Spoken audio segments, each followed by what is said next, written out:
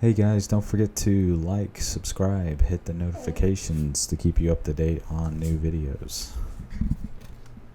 Stepson's room. This is a 6x24 plank tile. We have this tile in about 3/4 of the house now, and there's one room left and a bathroom left to tile with this stuff. So finally on the home stretch for the tiling. Okay, so here I've got a piece of tile. You can use a couple pieces of cardboard, or actually for this one I had some thin set on the bottom of it, so this gives me just a little bit of extra room than you'll probably have once you set the tile, and it makes a good template to mark out the doorways with. Depending on what size trowel you use, you'll need a 1/4 inch or a 1/2 inch, or kind of depends on the thickness of your thin set and your trowel that you're going to use. But usually about close to a 1/2 inch total, maybe just a little more to give you a little extra room. And just a little tip, if you need to, when you're cutting around the doorways, putting in that tile, you'll want to put that tile in first. Sometimes if you wait until you've already tiled around it and you're going to put that piece in, sometimes it won't fit because you're going to hit the other tile as you go to put it in. So sometimes you want to tile those first. So it may have been a little confusing in that first clip. It looked like I was laying tile, but I was actually just kind of setting them down in place and marking them and getting my cut pieces cut, so that way I didn't have my thin set mixed and sitting there and then taking the time to actually cut the tiles and stuff. This way I could get it done, have them cut and ready to go, and I could just start laying them. So sometimes when you get into around closets and doorways, the tiling can take a lot longer. So that's why I do that. And same thing here, when my thin set is fresh and I use high quality thin set, I don't always back butter. If it's fresh and as long as I can lay it and get good adhesion, I'll do it. And if there's a concern about that, I will back butter it.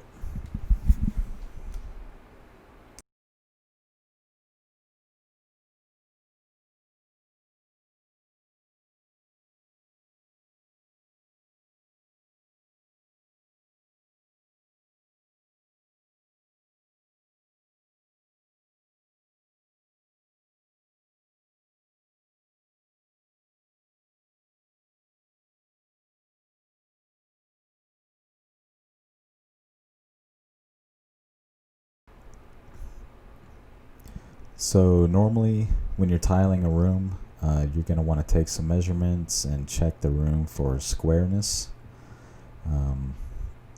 There's good videos out on YouTube on how to do that.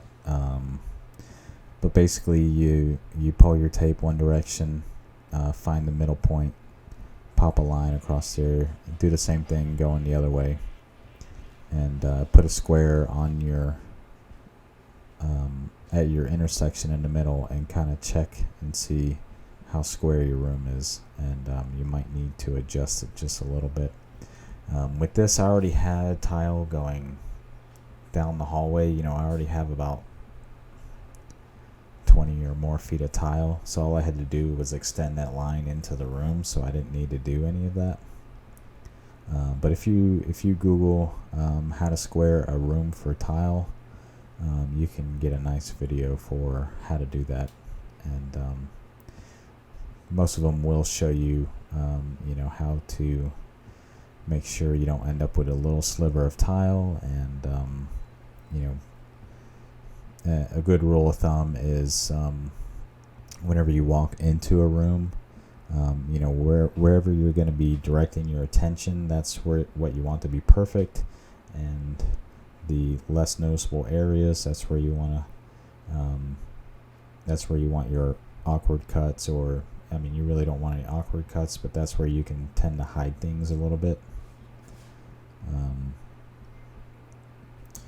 So you may have noticed as I'm doing this room, we have a house full of furniture, and sometimes it's just easier to move stuff to half a room and tile it, and then move it back and tile the other half.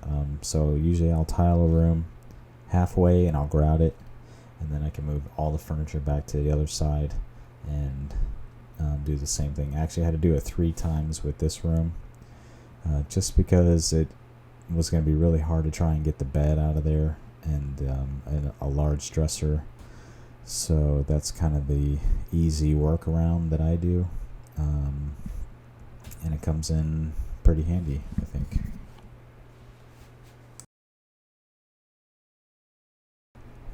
But at the same time, always plan your escape, so you don't want to tile yourself into a corner. With this one here, I basically had to work my way from the far end to the right down to this left side, and then finish that corner and walk myself out. So yeah, you got to plan your escape sometimes, and it can make it difficult, but you got to do what you got to do.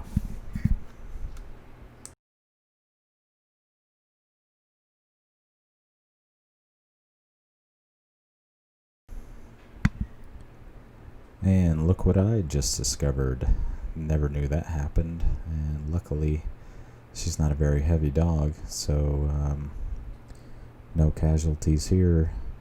I've had it happen before, laying almost the same tile at my parents' house, and their dog ran straight through the kitchen, and we had to pull up about 12 tile. So that's never fun. Keep your dogs away from your tiling projects.